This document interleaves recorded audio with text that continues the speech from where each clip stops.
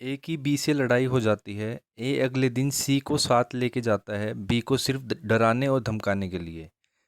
लेकिन सी गुस्से में आकर बी को नाइफ से स्टैब कर देता है और बी की डेथ हो जाती है। तो यहाँ क्लियर है, सी तो बी के मर्डर के लिए लायबल है। लेकिन ए जो सी को अपने साथ ले गया था बी को सिर्फ डराने के लिए, क्या उस पे भी मर्डर का केस चलेगा? हेलो फ्रेंड्स, मैं हूं अंशुमन और आज हम कॉमन इंटेंशन के बारे में जानेंगे। कॉमन इंटेंशन का मतलब है ऐसी इंटेंशन जो एक से ज़्यादा पर्सन के बीच कॉमन हो, यानी कि prior meeting of minds. Generally person किसी दूसरे के एक्ट के लिए लायबल नहीं होता है, लेकिन अगर सेवरल पर्सन कॉमन इंटेंशन के साथ कोई क्रिमिनल एक्ट करते हैं तो लो हर एक पर्सन जिसने उस कॉमन इंटेंशन से पार्टिसिपेट किया उसे ऐसे पनिश करेगा जैसे वो सारा एक्ट उसने अकेले ने किया है। क्योंकि बहुत डिफ़िकल्ट है ये पता लगाना कि किस इंडिविजुअल पर्सन ने क्या रोल प्ले किया, जहां बहुत सारे पर्सन कॉमन इंटेंशन से कोई क्रिमिनल एक्ट करते हैं। जैसे 3 पर्सन किसी का मर्डर करने गए तो एक गन लेके घर में गया, दूसरा कार में बाहर बैठा है और तीसरा घर के गेट पे खड़ा है ताकि कोई भाग ना जाए। तो यहाँ गन से शूट तो एक ने ही किया, लेकिन बाकी दोनों को भी मर्डर के लिए गिल्टी माना जाएगा, क्योंकि अकम्प्लिस की प्रेजेंस से उसको सपोर्ट, प्रोटेक्शन और कॉन्फिडेंस मिला जिसने एक्चुअली शूट किया। तो इस सिचुएशन से डील करने के लिए आईपीसी का सेक्शन 34 है, जो कि जॉइंट लायबिलिटी प्रिंसिपल पे बेस्ड है। जॉइंट लायबिलिटी का सिंपल मतलब है जब एक पर्सन के किसी दूसरे पर्सन की एक्ट के लिए भी लायबल हो। सेक्शन 34 आईपीसी ये कहता है कि अगर एक से ज़्यादा पर्सन जब कॉमन इंटेंशन से कोई क्रिमिनल एक्ट करते हैं तो उनमें से हर एक पर्सन उस एक्ट के लिए उसी तरह लायबल होगा जैसे वो एक्ट उसने अकेले ने किया है। सेक्शन 34 के इंग्रेडिएंट्स की बात कर लेते हैं। सबसे पहला इंग्रेडिएंट है, दो या दो से ज़्यादा पर्सन ने क्रिमिनल एक्ट किया होना चाहिए, क्योंकि इंटेंशन कॉमन तभी हो सकती है जब मिनिमम 2 पर्सन हो। दूसरा इंग्रेडिएंट है, उस क्रिमिनल एक्ट को करते वक्त उन सब की कॉमन इंटेंशन होनी चाहिए वो क्रिमिनल एक्ट करने की, यानी prior meeting of minds important है। तीसरा इंग्रेडिएंट है कि जो कॉमन इंटेंशन की फर्दरेंस से ऑफेंस हुआ है उसमें सबका पार्टिसिपेशन होना चाहिए। इसका मतलब अगर किसी की कॉमन इंटेंशन तो थी, लेकिन अगर वो पार्टिसिपेट नहीं करता है तो वो जॉइंटली लायबल नहीं होगा।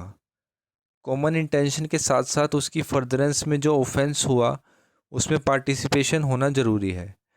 अगर ये तीनों इंग्रेडिएंट फुलफ़िल हो रहे हैं तो वो सब जॉइंटली लायबल होंगे उस ऑफेंस के लिए, यानी वो हर पर्सन ऐसे लायबल होगा जैसे उसने अकेले ने वो एक्ट किया है। जैसे मूवीज़ में देखा होगा, मेन विलन हीरो को मार रहा है और उसके साथ वालों ने हीरो को पकड़ा होता है। यहाँ कॉमन इंटेंशन है और उस कॉमन इंटेंशन की फर्दरेंस में क्रिमिनल एक्ट्स हो रहे हैं। तो यहाँ विलेन की एक्ट से कोई ऑफेंस होता है तो उसके लिए वो साथ वाले भी वैसे ही लायबल होंगे जैसे वो ऑफेंस उन्होंने खुद किया था। मतलब अगर वो मर गया तो ये सब उसके मर्डर के लिए लायबल होंगे under section 302 read with section 34। लेकिन अगर कॉमन इंटेंशन ना हो तो हर एक पर्सन अपनी इंडिविजुअल एक्ट के लिए लायबल होगा। जैसे ए, बी और सी धमकाने के इंटेंशन से डी के पास जाते हैं। अब सी अपनी पुरानी रंजिश की वजह से डी को नाइफ से स्टैब कर देता है और डी की डेथ हो जाती है। अब उसके नाइफ से स्टैब उन सब की कॉमन इंटेंशन की फर्दरेंस में किया हुआ एक्ट नहीं है, क्योंकि बाकी तो सिर्फ धमकाने के इंटेंशन से गए थे। तो यहाँ ए और बी लायबल होंगे धमकी देने के लिए, यानी क्रिमिनल इंटिमिडेशन के लिए अंडर सेक्शन 506, और सी लायबल होगा मर्डर के लिए अंडर सेक्शन 302। अब हम कॉमन इंटेंशन से रिलेटेड केसेस की बात कर लेते हैं। पहला केस है Barinder Kumar Ghosh versus king emperor. इस केस में 4 लोग पोस्ट ऑफिस को लूटने जाते हैं विद वेपन्स। इनमें से बरिंदर घोष बाहर गेट पे खड़ा हो जाता है पोस्ट ऑफिस के, और बाकी 3 अंदर चले जाते हैं, और जब पोस्टमास्टर पैसे देने से मना कर देता है तो उसे शूट कर देते हैं और उसकी डेथ हो जाती है। और फिर ये सब बिना पैसे लिए अलग अलग भाग जाते हैं। बरिंदर घोष पकड़ा जाता है with pistol in hand. Trial में बरिंदर घोष कहता है कि वो तो बाहर खड़ा था और उसने शूट भी नहीं किया और उसकी कोई इंटेंशन नहीं थी पोस्टमास्टर को मारने की। कोर्ट इस केस में कहता है कि इससे फ़र्क नहीं पड़ता आपने शूट किया कि नहीं, यहाँ पे shoot in furtherance of common intention हुआ है और गेट पे विद विद गन खड़ा होना पार्टिसिपेशन भी शो करता है। सेक्शन 34 के सारे इंग्रेडिएंट जैसे सेवरल पर्सन है, प्रायर मीटिंग ऑफ माइंड है यानी कॉमन इंटेंशन है, मर्डर हुआ इन फर्दरेंस ऑफ कॉमन इंटेंशन और सबका पार्टिसिपेशन भी है, फुलफिल हो रहे हैं, इसलिए बरिंदर घोष को भी बाकी तीनों के साथ मर्डर के लिए जॉइंटली लायबल माना गया under section 302 red with section 34।